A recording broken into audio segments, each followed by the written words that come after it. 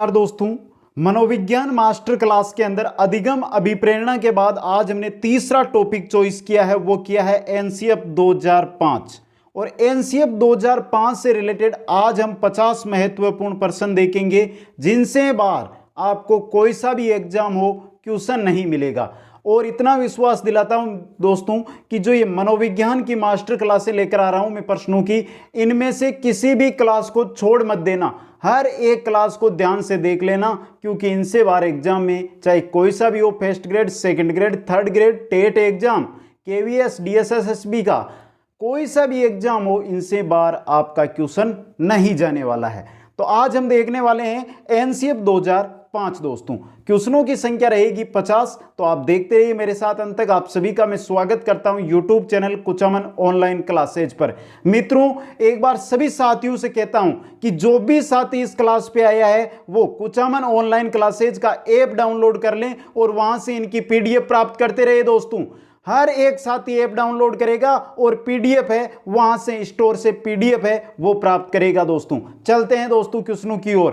पहला क्वेश्चन आपकी स्क्रीन पे, एक बार मित्रों लाइक कर देना, सभी मित्र पसंद आए तो लाइक कर देना दोस्तों। क्वेश्चन देखते जाइए। पहला क्वेश्चन एनसीएफ 2005 राष्ट्रीय पाठ्यचर्या रूपरेखा 2005 का पहला क्वेश्चन। एनसीएफ का पूरा नाम क्या है? एनसीएफ का पूरा नाम क्या है दोस्तों?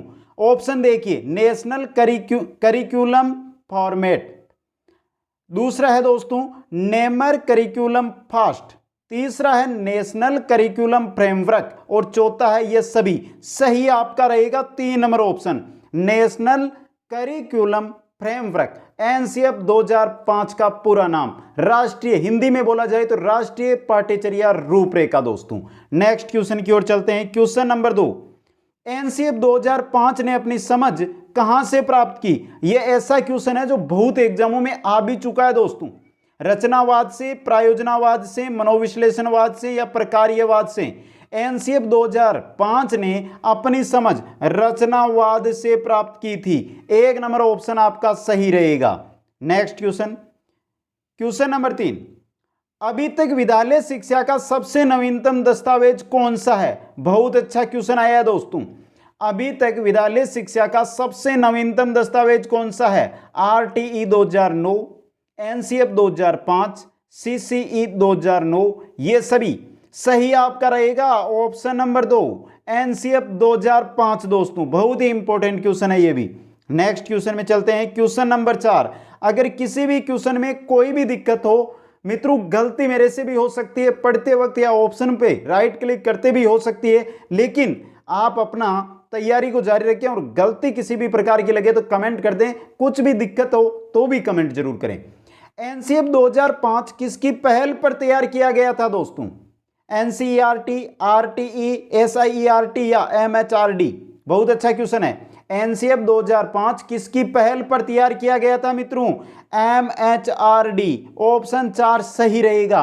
मित्रों, क्वेश्चन एक से बढ़कर एक लेकर आऊंगा, लेकिन वीडियो शेयर नहीं रुकना चाहिए। वीडियो शेयर करो सभी मित्र अधिक से अधिक। Next question, question number 5, NCF 2005 को लागू करने वाली नोडल एजेंसी है। नोडल एजेंसी कौन सी है जिसने एनसीएफ 2005 को लागू किया? एमएचआरडी, सीबीएसई, एनसीईआरटी या ये सभी? सही आपका रहेगा यहां पे ऑप्शन नंबर 3, एनसीईआरटी। जो एनसीएफ 2005 है इसको लागू करने वाली नोडल एजेंसी कौन सी है दोस्तों? एनसीईआरटी दोस्तों। नेक्स्ट क्वेश्चन में चलते हैं। क्वेश्चन नंबर 6, निम्न में से किस वर्ष एनसीएफ नहीं आया? इनमें से एनसीएफ लंबा प्रोसेस में चला है दोस्तों, तो कौन सा वर्ष है जिसमें एनसीएफ नहीं आया था? 1975, 1988, 1995 या 2005? पढ़ते हैं हम 2005 का है दोस्तों, लेकिन 1975 1988 में भी एनसीएफ पे काम हुआ था, लेकिन 1995 में भी नहीं। तो 3 नंबर ऑप्शन आपका सही रहेगा। नेक्स्ट क्वेश्चन में चलते हैं। क्वेश्चन नंबर 7, एनसीएफ 2005 को कितनी भाषा में लिखा गया? बहुत अच्छा क्वेश्चन है। एनसीएफ 2005 को कितनी भाषाओं में लिखा गया है? 17, 24, 20 या 22? सही रहेगा आपका ऑप्शन नंबर 4, 22 भाषाओं में लिखा गया है इसको। नेक्स्ट क्वेश्चन की ओर चलते हैं। क्वेश्चन नंबर 8 मित्रों, 8 नंबर है, एनसीएफ 2005 को अभी तक कितने राज्यों ने लागू किया है? 22, 17, 30 या 24? इंपॉर्टेंट क्वेश्चन, और सही आपका आंसर रहने वाला है यहाँ पे दोस्तों ऑप्शन नंबर 2, 17 राज्यों ने। नेक्स्ट क्वेश्चन में चलते हैं, क्वेश्चन नंबर 9 दोस्तों, यशपाल समिति 1992 में कितने सदस्य थे? यह बहुत अच्छा क्वेश्चन आया है दोस्तों। अब यहां पर बहुत सारे साथी 35 बोलेंगे, बहुत सारे 32 बोलेंगे, सही आंसर आपका रहने वाला है यहां पर 8 दोस्तों। यशपाल समिति 1992 में कितने सदस्य हैं? 8 सदस्य दोस्तों। इंपॉर्टेंट क्वेश्चन है मित्रों ये। नेक्स्ट क्वेश्चन में चलते हैं, क्वेश्चन नंबर 10, एनसीएफ 2005 का प्रारंभ किस लेख से होता है? बहुत अच्छा क्वेश्चन है। एनसीएफ 2005 का प्रारंभ है वो कौन से लेख से होता है? प्रगति व संस्कृति, भारत एक खोज, सभ्यता व संस्कृति, सभ्यता व प्रगति, सभ्यता व संस्कृति, कौन से होता है दोस्तों? सही आपका रहने वाला है यहाँ पे सभ्यता व प्रगति, ऑप्शन नंबर 3 मित्रों। नेक्स्ट क्वेश्चन में चलते हैं, क्वेश्चन नंबर 11, सभ्यता व प्रगति लेख के लेखक कौन है? बहुत अच्छा क्वेश्चन है। एनसीएफ 2005 के जो प्रारंभ होता है वो सभ्यता व प्रगति लेख से होता है, तो इसके लेखक कौन है? महात्मा गांधी, जवाहरलाल नेहरू, बाल गंगाधर तिलक या रविंद्रनाथ टैगोर? सही आपका आंसर रहने वाला है यहाँ पे ऑप्शन नंबर 4, रविंद्रनाथ टैगोर दोस्तों। नेक्स्ट क्वेश्चन में चलते हैं, क्वेश्चन नंबर 12, एनसीएफ 2005 को आधार प्रदान करने का कार्य निम्न में से किसने किया? बहुत अच्छा क्वेश्चन आया है। एनसीएफ 2005 को आधार प्रदान करने का कार्य किसने किया था? यशपाल समिति 1992, राष्ट्रीय शिक्षा नीति 1986, राष्ट्रीय संचालन समिति 2005 या ये सभी? सही आपका आंसर रहेगा दोस्तों इन तीनों समितियों ने, चाहे यशपाल समिति हो या शिक्षा नीति हो, राष्ट्रीय शिक्षा नीति या फिर राष्ट्रीय संचालन समिति हो, इन्होंने आधार प्रदान किया था। सही रहेगा ये सभी, यानी 4 नंबर ऑप्शन आपका। नेक्स्ट क्वेश्चन में चलते हैं, क्वेश्चन नंबर 13, राष्ट्रीय संचालन समिति 2005 नेशनल स्टीयरिंग कमेटी के अध्यक्ष कौन थे दोस्तों?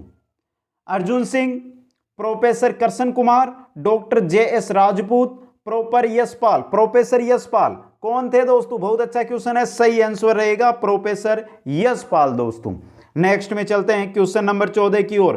क्वेश्चन कैसे लग रहे हैं? जिन्होंने लाइक नहीं किया दबाकर लाइक कीजिए, हर एक मित्र लाइक करेगा और शेयर करेगा आज क्लास को। एनसीएफ 2005 बल देता है किस पर देता है? करके सीखना पर, रटने पर, कुसमायोजन पर या इन सभी पर? एनसीएफ 2005 किस पर बल देता है? करके सीखने पर बल देता है दोस्तों। 1 नंबर ऑप्शन आपका यहाँ पे सही रहेगा। नेक्स्ट क्वेश्चन में चलते हैं, क्वेश्चन नंबर 15, निम्न में से किस स्थान पर एनसीईआरटी की क्षेत्रीय शिक्षा संस्थान को स्थापित नहीं किया गया है? 4 ऑप्शनों में से कहां पर एनसीईआरटी की क्षेत्रीय शिक्षा संस्थान नहीं है दोस्तों? अजमेर, भोपाल, मैसूर या चंडीगढ़? अजमेर में है, भोपाल में है, मैसूर में है, लेकिन चंडीगढ़ में नहीं है, तो 4 नंबर ऑप्शन आपका सही रहेगा यहाँ पे। नेक्स्ट में चलते हैं, क्वेश्चन नंबर 16, राष्ट्रीय संचालन समिति 2005 में राजस्थान का प्रतिनिधित्व किसने किया था? प्रोफेसर यशपाल ने, AB डाबला ने, रोहित धनखड़ ने, राकेश कुमार ने? किसने किया था दोस्तों? राजस्थान का प्रतिनिधित्व है रोहित धनखड़ ने। 3 नंबर ऑप्शन आपका यहां पे सही रहेगा। नेक्स्ट क्वेश्चन में चलते हैं, क्वेश्चन नंबर 17, एनसीएफ 2005 का आदर्श वाक्य क्या है? एनसीएफ 2005 का आदर्श वाक्य क्या है? सब पढ़े सब बढ़े, सबका साथ सबका विकास, शिक्षा बिना बोझ के या ये सभी? सही आंसर रहेगा आपका मित्रों यहाँ पे 3 नंबर ऑप्शन, शिक्षा बिना बोझ के। 3 नंबर ऑप्शन आपका सही रहेगा। नेक्स्ट क्वेश्चन में चलते हैं, क्वेश्चन नंबर 18, एनसीएफ 2005 के अंतर्गत परीक्षा सुधारों में निम्न में से किस सुधार को सुझाया गया है? खुली पुस्तक परीक्षा, सामूहिक कार्य मूल्यांकन, सतत व समग्र मूल्यांकन, ये सभी? एनसीएफ 2005 के अंतर्गत परीक्षा सुधारों में निम्न में से किस सुधार को सुझाया गया है दोस्तों? किस सुधार को? इन सभी सुधारों को, खुली पुस्तक परीक्षा हो, सामूहिक कार्य मूल्यांकन हो, सतत व समग्र मूल्यांकन हो, इन सभी को। 4 नंबर ऑप्शन ये सभी आपका यहाँ पे सही रहेगा। नेक्स्ट क्वेश्चन में चलते हैं। नेक्स्ट क्वेश्चन है दोस्तों आपका क्वेश्चन नंबर 19, एनसीएफ 2005 में अच्छे प्रश्न बनाने के लिए निम्नलिखित में से कौन से विकल्प को ठीक नहीं बताया है? कौन से विकल्प को ठीक नहीं बताया गया है एनसीएफ 2005 में प्रश्न बनाने के लिए दोस्तों? अध्यापक प्रश्न बनाए, प्रोफेसर पर्सन बनाए, विद्यार्थी पर्सन बनाए, केवल विशेषज्ञ पर्सन बनाए? तो ठीक नहीं बताया गया, विद्यार्थी पर्सन बनाए इसको दोस्तों। 3 नंबर ऑप्शन आपका सही रहेगा। नेक्स्ट क्वेश्चन में चलते हैं। क्वेश्चन नंबर 20 है आपका दोस्तों, एनसीएफ 2005 में गुणवत्ता आयाम शीर्षक के अंतर्गत अधिक महत्व दिया गया है किसको? भौतिक संसाधनों को, शिक्षित एवं अभिप्रेरित अध्यापकों को, बालक के लिए ज्ञान को, बालकों के लिए संचित अनुभव एवं पाठ्यक्रम सुधार को। एनसीएफ 2005 में गुणवत्ता आयाम शीर्षक के अंतर्गत बालकों के लिए संचित अनुभव एवं पाठ्यक्रम सुधार को अधिक महत्व दिया गया है। तो 4 नंबर ऑप्शन आपका यहां पे सही रहेगा। नेक्स्ट क्वेश्चन में चलते हैं। क्वेश्चन नंबर 21, यशपाल समिति 1992 ने अपनी रिपोर्ट कब प्रस्तुत की? सितंबर 1994 में, जुलाई 1993 में, जनवरी 1995 में, दिसंबर 1993 में। तो यशपाल समिति है 1992 जिसने अपनी रिपोर्ट है वो कब प्रस्तुत की थी? जुलाई 1993 के अंदर। 2 नंबर ऑप्शन आपका सही रहेगा यहां पे। नेक्स्ट क्वेश्चन में चलते हैं। क्वेश्चन नंबर 22, एनसीएफ 2005 में बहुभाषा को एक साधन के रूप में समर्थन दिया गया है क्योंकि बहुभाषा को एक साधन के रूप में समर्थन दिया गया। क्यों दिया गया? ऑप्शन देखिए, यह एक तरीका है जिसमें प्रत्येक बालक सुरक्षित महसूस करे, भाषागत पृष्ठभूमि के कारण कोई भी बालक पीछे न छूट जाए, यह बालक को अपने पर विश्वास के लिए प्रोत्साहन देगा। यह सभी तीनों ही कारण है दोस्तों। एक साधन के रूप में बहुभाषा को समर्थन किया गया है, इनके ये तीनों ही कारण है, सही रहेगा ये सभी। 4 नंबर ऑप्शन आपका। नेक्स्ट क्वेश्चन में चलते हैं। क्वेश्चन नंबर 23, सामाजिक अध्ययन परीक्षा में सुधार करने के लिए एनसीएफ 2005 किस पर सर्वाधिक बल देता है? एनसीएफ के अनुसार सामाजिक विज्ञान जो विषय है यह अनुपयोगी विषय है। तो दोस्तों इसमें सुधार करने के लिए किस पर बल देता है? खुली पुस्तिकीय परीक्षा पर, परीक्षा के समय बैठने की लचीली व्यवस्था पर, सतत व समग्र मूल्यांकन पर, परीक्षा निष्पादन पर। किस पर बल देता है? सतत व समग्र मूल्यांकन पर दोस्तों। 3 नंबर ऑप्शन आपका सही रहेगा।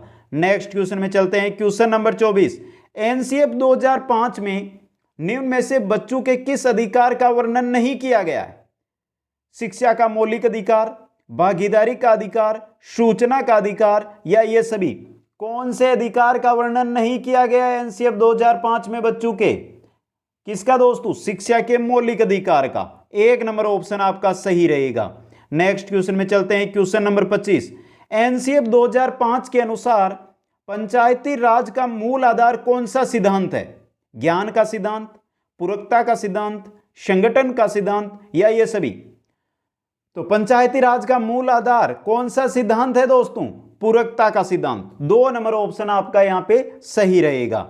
नेक्स्ट क्वेश्चन में चलते हैं। क्वेश्चन नंबर 26, एनसीएफ 2005 में गृह कार्य के संबंध में कौन सा कथन सही है? सही कथन को आपको यहां पे चुनना है दोस्तों। एक कथन है कक्षा 2 तक बालक को गृह कार्य नहीं दिया जाएगा। दूसरा बी ऑप्शन है कक्षा 6 से 8 तक प्रतिदिन 1 घंटे गृह कार्य दिया जाएगा। सी ऑप्शन है माध्यमिक व उच्च माध्यमिक विद्यालयों में सप्ताह में 10 से 12 घंटे गृह कार्य दिया जाएगा। और डी ऑप्शन है कक्षा 3 से 5 तक सप्ताह में 2 घंटे गृह कार्य दिया जाएगा। अब यहां पे आपको पूछा क्या है कि गलत कथन कौन सा है? तो मित्रों नहीं सॉरी, यहां पे सही कथन आपको पूछा है कि सही कथन कौन सा है। तो सबसे पहले तो यहां पे दोस्तों एक हटाना पड़ेगा, 3 से 5 तक 1 घंटे गृह कार्य दिया जाएगा, तो तभी हमारे ये चारों के चारों ऑप्शन हो जाएंगे सही। ये सभी सही दोस्तों। नेक्स्ट क्वेश्चन में चलते हैं। क्वेश्चन नंबर 27, एनसीएफ 2005 में जेपी नाइक के दुराग्रह त्रिकोण का वर्णन किया गया है जिसमें शामिल नहीं है। बहुत अच्छा क्वेश्चन है। समानता, विभेदीकरण, गुणवत्ता या परिमाण? क्या शामिल नहीं है दोस्तों? विभेदीकरण। 2 नंबर ऑप्शन आपका सही रहेगा। नेक्स्ट क्वेश्चन में चलते हैं। क्वेश्चन नंबर 28, एनसीएफ 2005 में निम्न में से किस उद्देश्य का वर्णन नहीं किया गया है? किस उद्देश्य का वर्णन नहीं किया गया है दोस्तों एनसीएफ 2005 में? देखिए, विचार और क्रम की स्वतंत्रता, लोकतांत्रिक प्रक्रिया में भागीदारी, पाठ्यक्रम का क्षेत्र विद्यालय की अवस्था व आंकलन, दूसरों की भलाई व भावनाओं के प्रति संवेदनशीलता। किस उद्देश्य का वर्णन एनसीएफ 2005 में नहीं किया गया है? पाठ्यक्रम का क्षेत्र, विद्यालय की अवस्था व आकलन का दोस्तों। नेक्स्ट क्वेश्चन में चलते हैं, क्वेश्चन नंबर 29। एनसीएफ 2005 में निम्न में से किस सिद्धांत का वर्णन नहीं किया गया है? कौन सा सिद्धांत उसके अंदर नहीं है? पढ़ाई को रटंत प्रणाली से दूर रखना, ज्ञान को विद्यालय के बाहरी जीवन के साथ जोड़ना, परीक्षा प्रणाली को लचीला बनाना, विद्यालय में व्यवस्थागत सुधार करना। किसका वर्णन नहीं किया गया है? विद्यालय में व्यवस्थागत सुधार करना, इस सिद्धांत का वर्णन नहीं किया गया है दोस्तों। नेक्स्ट क्वेश्चन में चलते हैं, क्वेश्चन नंबर 30। एनसीएफ 2005 में अध्यापक विद्यार्थी अनुपात क्या निर्धारित किया गया है? 1:40, 1:35, 1:25, 1:30। 1:1 का मतलब शिक्षक 1 और 40 का मतलब 40 विद्यार्थी। समझ गए मित्रों? और सही आपका आंसर रहेगा 1:30। 4 नंबर ऑप्शन दोस्तों। नेक्स्ट क्वेश्चन में चलते हैं, क्वेश्चन नंबर 31। एनसीएफ 2005 के अनुसार अध्यापक की भूमिका क्या है? अधिगमकर्ता की, समायोजनकर्ता की, उत्प्रेरक व सुविधादाता की, या ये सभी? एनसीएफ 2005 के अनुसार अध्यापक की क्या भूमिका है दोस्तों? उत्प्रेरक व सुविधादाता की। 3 नंबर ऑप्शन आपका सही रहेगा। नेक्स्ट क्वेश्चन में चलते हैं, क्वेश्चन नंबर 32। एनसीएफ 2005 के अनुसार कला विषय को किस स्तर पर लागू किया जाए? कला विषय की बात आई है कि कला विषय है, इसको किस स्तर पर लागू किया जाए? प्राथमिक स्तर पर, उच्च प्राथमिक स्तर पर, माध्यमिक स्तर पर, या ये सभी? कहां पर लागू किया जाए? सभी स्तरों पर लागू किया जाए। 4 नंबर ऑप्शन, यानी प्राथमिक स्तर से लेकर आगे उच्च प्राथमिक और माध्यमिक सभी स्तरों के ऊपर लागू किया जाए कला विषय को। नेक्स्ट क्वेश्चन में चलते हैं, क्वेश्चन नंबर 33। एनसीएफ 2005 के अनुसार अधिगम अपने स्वभाव में और है कैसा है? निष्क्रिय व सरल, सक्रिय व सामाजिक, मुख्य व गौण, सक्रिय व सरल। बहुत अच्छा क्वेश्चन है दोस्तों। तो एनसीएफ 2005 के अनुसार अधिगम अपने स्वभाव में सक्रिय व सामाजिक है। सक्रिय और सामाजिक है दोस्तों। 2 नंबर ऑप्शन सही रहेगा। नेक्स्ट क्वेश्चन में चलते हैं, क्वेश्चन नंबर 34। एनसीएफ 2005 के अनुसार सही नहीं है। कौन सा सही नहीं है दोस्तों? आपको सही नहीं है वो बताना है। पहला है, सभी बच्चों में सीखने की क्षमता होती है। सही है। सभी बच्चे स्वभाव से सीखने के लिए प्रेरित होते हैं। सही है। सभी बच्चे व्यक्तिगत स्तर पर एक ही तरीके से सीखते हैं, कभी नहीं सीखते हैं। हमने अधिगम पढ़ा है दोस्तों। और चौथा है, स्कूल के अंदर और बाहर सभी जगह सीखने की प्रक्रिया चलती है। यह भी सही है। तो 3 नंबर ऑप्शन आपका यहां पे क्या रहेगा? सही रहेगा। नेक्स्ट क्वेश्चन में चलते हैं, क्वेश्चन नंबर 35। बहुत अच्छा क्वेश्चन आया है। ज्ञान विस्फोट की अवधारणा के साथ किसे जोड़ा जाता है? किसको जोड़ा जाता है? कौन सी समिति को जोड़ा जाता है? यशपाल समिति को, राष्ट्रीय सलाहकार समिति को, राष्ट्रीय संचालन समिति को, या एक व दो दोनों को? ज्ञान विस्फोट की अवधारणा के साथ यशपाल समिति को जोड़ा जाता है। 1 नंबर ऑप्शन आपका सही रहेगा। नेक्स्ट क्वेश्चन में चलते हैं, क्वेश्चन नंबर 36। क्वेश्चन कैसे लग रहे हैं मित्रों? कमेंट कर देना। और जिन साथियों ने लाइक नहीं किया, लाइक करो और अधिक से अधिक शेयर करो आज की क्लास को। यशपाल समिति के अनुसार प्राथमिक कक्षा के बालक के विद्यालय बस्ते का औसत वजन कितना है? प्राथमिक कक्षा के बालक की बात हो रही है। 5 किलो, 6 किलो, 4 किलो, या 3 किलो? सही आपका रहेगा यहां पे मित्रों option number 3, 4 kilo. Next question में चलते हैं, क्वेश्चन नंबर 37। एनसीएफ 2005 के अनुसार अधिगम कैसा होना चाहिए? मानसिक विकास केंद्रित, शिल्प केंद्रित, व्यवसाय केंद्रित, या ये सभी? पूछा क्या है कि अधिगम कैसा होना चाहिए? अधिगम इन सभी प्रकार का होना चाहिए दोस्तों। मानसिक विकास केंद्रित हो, शिल्प केंद्रित हो, व्यवसाय केंद्रित हो, तो ये सभी प्रकार का अधिगम होना चाहिए। 4 नंबर ऑप्शन ये सभी सही रहेगा। नेक्स्ट क्वेश्चन है, क्वेश्चन नंबर 38 मित्रों। एनसीएफ 2005 में अधिगम के संबंध में सही कथन का चयन कीजिए। अधिगम के संबंध में सही कथन का चयन करना। देखिए दोस्तों, पहला है अधिगम सक्रिय व सामाजिक प्रक्रिया। अभी अभी हमने क्वेश्चन भी देखा था दोस्तों, तो ये तो सही है। दूसरा है अधिगम की प्रक्रिया विद्यालय के अंदर व बाहर सभी जगह होती है। आपको ज्ञान विद्यालय में ही मिलता है और विद्यालय के बाहर भी मिलता है, तो अधिगम की प्रक्रिया होती है। सही है ये भी। चेतन और अचेतन दोनों रूपों में बालक अधिगम करता है। ये भी सही है दोस्तों, दोनों रूपों में बालक अधिगम करता है। ये सभी 4 नंबर ऑप्शन आपका यहां पे सही रहेगा। नेक्स्ट क्वेश्चन में चलते हैं, क्वेश्चन नंबर 39 है दोस्तों। एनसीएफ 2005 में भाषा के संबंध में सही कथन का चयन कीजिए। भाषा के संबंध में सही कथन का आपको यहां पे चयन करना है। पहला है प्राथमिक शिक्षा मातृभाषा में दी जानी चाहिए। सही है, मातृभाषा के अंदर प्राथमिक शिक्षा देनी चाहिए दोस्तों। दूसरा ऑप्शन है द्विभाषी और बहुभाषी समताएं बालक के संज्ञानात्मक विकास को बढ़ाती है। द्विभाषी और बहुभाषी जो समताएं हैं वो बालक के कौन से संज्ञानात्मक विकास को बढ़ाती है। ये भी क्या है दोस्तों, सही बात है। तीसरा, बहुभाषी कक्षा को अध्यापक एक संसाधन के रूप में देखता है। यह भी सही है दोस्तों। तो उक्त सभी 4 नंबर ऑप्शन आपका यहां पे सही रहेगा। नेक्स्ट क्वेश्चन में चलते हैं। क्वेश्चन नंबर 40 दोस्तों, एनसीएफ 2005 में भाषा के संबंध में सही कथन का चयन कीजिए। देखिए दोस्तों, हस्तशिल्प एक उत्पादन प्रक्रिया है जिसे शिक्षा में लागू किया जाए। एनसीएफ 2005 के अनुसार सही बात है भाषा के बारे में। दूसरा है विज्ञान एक गत्यात्मक विषय, यह भी सही है। बालक उसी वातावरण में सीखता है जिस वातावरण में वे सीखना चाहता है, यह भी सही है। लैंगिक मुद्दों व स्वास्थ्य संबंधी मुद्दों को शिक्षा में शामिल किया जाए, यह भी सही है। मतलब यहाँ पे चारों कथन सही है, तो आपका ई ऑप्शन सही रहेगा, उक्त सभी दोस्तों। नेक्स्ट क्वेश्चन में चलते हैं। क्वेश्चन नंबर 41, एनसीएफ 2005 में बालक के सर्वांगीण विकास के लिए चिंतन को महत्व दिया है।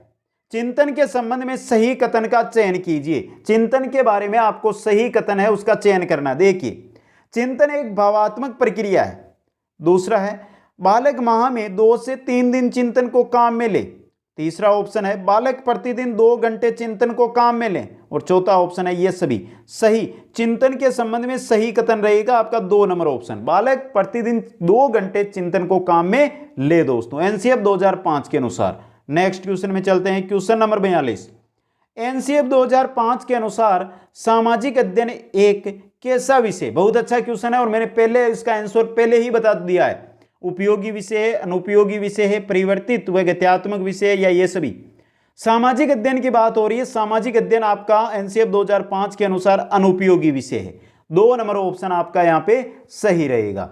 नेक्स्ट क्वेश्चन में चलते हैं। क्वेश्चन नंबर 43, एनसीएफ 2005 के अनुसार सामाजिक अध्ययन में कौन सा विषय शामिल नहीं है।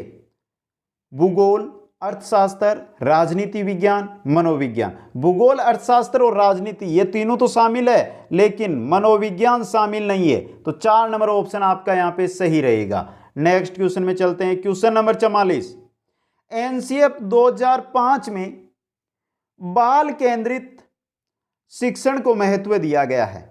शिक्षण के संबंध में सही कथन का चयन कीजिए। देखिए दोस्तों, सही कथन का आपको यहां पे चयन करना है। शिक्षण बालक में रटने की प्रवृत्ति विकसित करता है। यहां पे दोस्तों एनसीएफ 2005 के बाल केंद्रित शिक्षण को जो महत्व दिया गया उसके संबंध में जो कथन लिखे गए उनके बारे में सही कथन को चयन करना है आपको। पहला, शिक्षण है जो बालक में रटने की प्रवृत्ति विकसित करता है, सही है दोस्तों ये चीज। शिक्षण अनुकरण के माध्यम से होता है, यह भी सही है। शिक्षण नैतिक विकास करता है, यह भी सही है। शिक्षण सृजनात्मकता को विकसित करता है, यह भी सही है। चारों के चारों कथन सही है और एग्जाम के अंदर आया हुआ क्वेश्चन है दोस्तों, वहां पर ये चारों ही ऑप्शन आए थे और फिर इसका नंबर 1 प्लस किया गया था दोस्तों। तो याद रखना यहाँ पे चारों कथन सही है, कोट का प्रयोग नहीं हो पाएगा यहाँ पे। चलते हैं नेक्स्ट क्वेश्चन की ओर। क्वेश्चन नंबर 45, एनसीएफ 2005 के अनुसार किस कक्षा की परीक्षा को ऐच्छिक करने का सुझाव दिया गया है। कौन सी कक्षा है उसकी परीक्षा को ऐच्छिक करने का सुझाव है वो दिया गया है। 8वीं, 11वीं, 10वीं या 12वीं। कौन सी कक्षा? 10वीं कक्षा की परीक्षा को ऐच्छिक करने का सुझाव दिया गया है दोस्तों। नेक्स्ट क्वेश्चन में चलते हैं। क्वेश्चन नंबर 46, एनसीएफ 2005 के अनुसार बालक के लिए गलतियां करना उपयोगी क्यों माना गया है। देखिए ऑप्शन, गलतियां बालक के अंतर्दृष्टि व सूझ को विकसित करती है। गलतियां बालक को समस्या को समझने तथा हल करने में सहायता करती है। 3 नंबर ऑप्शन 1 व 2 दोनों कारणों से बालक के लिए गलतियां करना उपयोगी माना गया है दोस्तों। बहुत ही इंपॉर्टेंट क्वेश्चन है ये मित्रों। नेक्स्ट क्वेश्चन की ओर चलते हैं। क्वेश्चन नंबर आपका आ रहा है 47, एनसीएफ 2005 में किस ग्रामीण परिवेश का वर्णन करने के लिए किस फिल्म का जिक्र किया गया है। कौन सी फिल्म का जिक्र किया गया है। दिलवाले, पंथेर पांचाली, 1 व 2 दोनों, इनमें से कोई नहीं। पंथेर पांचाली जो फिल्म है उसका जिक्र एनसीएफ 2005 में किया गया है दोस्तों। नेक्स्ट क्वेश्चन में चलते हैं। क्वेश्चन नंबर 48, एनसीएफ 2005 में 5 भागों का वर्णन किया गया है, निम्न में से किसे छोड़कर उसमें वर्णन किया गया है? अधिगम व ज्ञान, विद्यालय और कक्षा कक्ष का वातावरण, व्यवस्थागत सुधार, पढ़ाई की रटन प्रणाली से दूर करना। 4 नंबर ऑप्शन को छोड़कर 5 प्रकार, अधिगम, ज्ञान, विद्यालय, कक्षा कक्ष का वातावरण, व्यवस्थागत सुधार, इनका वर्णन किया गया है दोस्तों। नेक्स्ट क्वेश्चन में चलते हैं। क्वेश्चन नंबर 49, एनसीएफ 2005 का निम्न में से कौन सा उद्देश्य है? इनमें से एनसीएफ 2005 का उद्देश्य कौन सा है दोस्तों? देखिए, पहला, लोकतांत्रिक प्रक्रिया में भागीदारी उद्देश्य है। आर्थिक प्रक्रिया व सामाजिक परिवर्तनों में योगदान, ये भी उद्देश्य है। नई परिस्थितियों का लचीलेपन से सामना करना, ये भी उद्देश्य है। विचार व क्रम की स्वतंत्रता, ये भी उद्देश्य है। मतलब चारों के चारों उद्देश्य है। सही कथन की अगर हम बात करें तो 4 नंबर ऑप्शन उक्त सभी आपका सही रहेगा। चलते हैं मित्रों अंतिम क्वेश्चन की ओर। आज की क्लास मैराथन क्लास, मनोविज्ञान मैराथन जो मास्टर क्लास है, उसका अंतिम क्वेश्चन देखिए। एनसीएफ 2005 सभी राज्यों को मानना अनिवार्य है, यह कथन है, सत्य है, असत्य है, कभी सत्य कभी असत्य, या ये सभी? तो 17 राज्यों ने लागू किया, मतलब यह कथन क्या है? असत्य है दोस्तों। 2 नंबर ऑप्शन आपका यहां पे सही रहेगा। तो मित्रों, अभी तक जिन साथियों ने कमेंट नहीं किया, लाइक नहीं किया है, वो कमेंट, लाइक और शेयर कर दें। और जिन साथियों ने ऐप को डाउनलोड नहीं किया है, सबसे पहले जाएंगे, ऐप को डाउनलोड करेंगे और इन सभी शॉर्ट में मनोविज्ञान है, मनोविज्ञान के टॉप 555 पर्सन है, मनोविज्ञान की मास्टर क्लासेज की पीडीएफ है, वहां पर मिल जाएगी आपको, वहां से डाउनलोड करेंगे। आप सभी को बहुत बहुत धन्यवाद। जय हिंद, जय भारत।